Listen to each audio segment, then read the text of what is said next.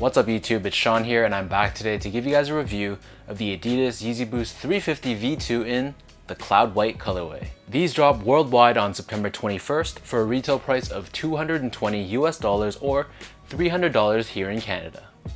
Locally here in Toronto, there seemed like there was a ton of pairs floating around. So I managed to win my pair through an in-store raffle at Champs, but it seemed like anyone I knew that wanted a pair was able to get their hands on one. So for those of you who have been following my channel for some time now, you've probably seen at least one of my 350 V2 reviews. So really there's not too much different about this shoe, and in fact, this colorway, in my opinion at least, really resembles the static 350 V2s. As we dive straight into the sneaker, so the upper of the shoe is constructed using Adidas Primeknit. On the medial side of the shoe, this Primeknit is done in this multi-directional weave style, and we have both white along with this grayish blue or grayish green colored yarn. Running down the center of the shoe, we have this thick stitch line, and then on the lateral side of the sneaker, the upper portion is done in a combination of white Primeknit along with a very small trace of this pale green or pale blue color. Next to this, we have this translucent stripe, which runs along the tip of the toe box all the way down to the end of the back heel. And then below this, running along the entire length of the lateral side of the shoe, we have white Primeknit alongside that same sort of grayish blue or grayish green Primeknit that was seen on the medial side. On the back heel, so we don't have the pull tab that was found on earlier models of the 350 V2, but again you can see the thick stitch line which runs along the middle of the back heel. In terms of laces, so these come with your standard rope style Yeezy laces, and they're colored in that pale green or pale blue color.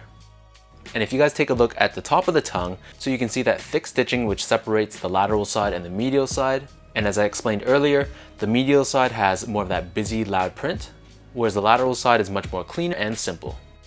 On the interior of the back Achilles area, here we have the signature 3 stripes from Adidas, and this is done in 3M.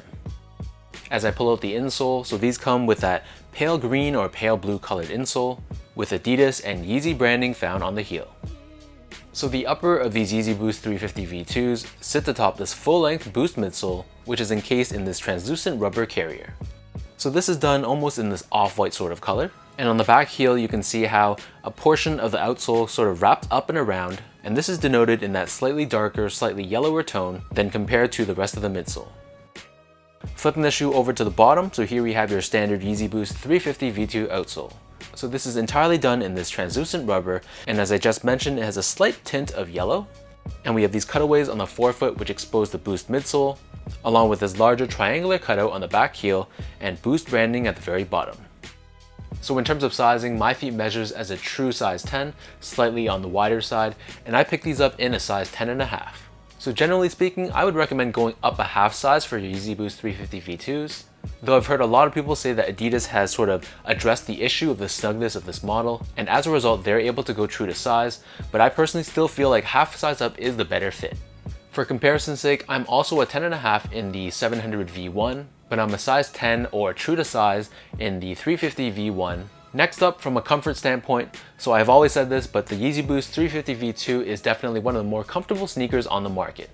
You can really feel that thick Boost midsole underneath your feet, and straight out of the box there's no break-in time required. The Primeknit upper is very soft, it'll flex with your feet, and these feel very soft and very well cushioned, even from the first time you're wearing them.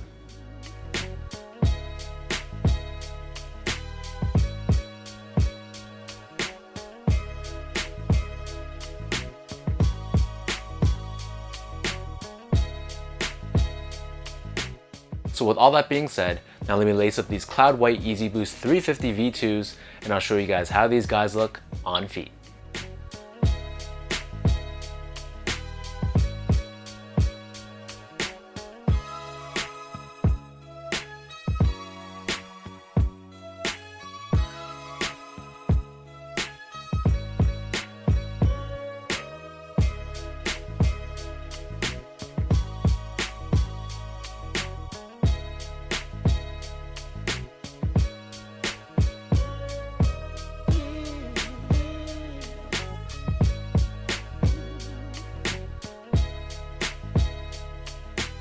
To be perfectly honest with you guys, there's so many different colorways of this Yeezy Boost 350 V2 model, and a part of me is honestly losing track of all the different colorways and the official names of those shoes. Though that can be a separate topic of discussion, actually just looking at this shoe as a standalone sneaker, the color scheme is actually pretty nice.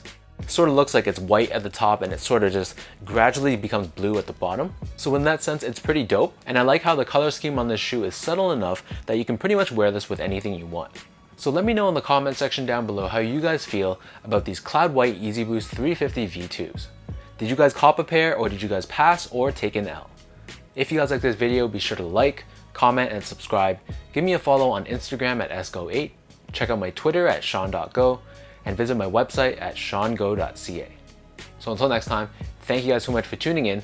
Hopefully you guys enjoyed this video, and I'll catch you guys in the next one.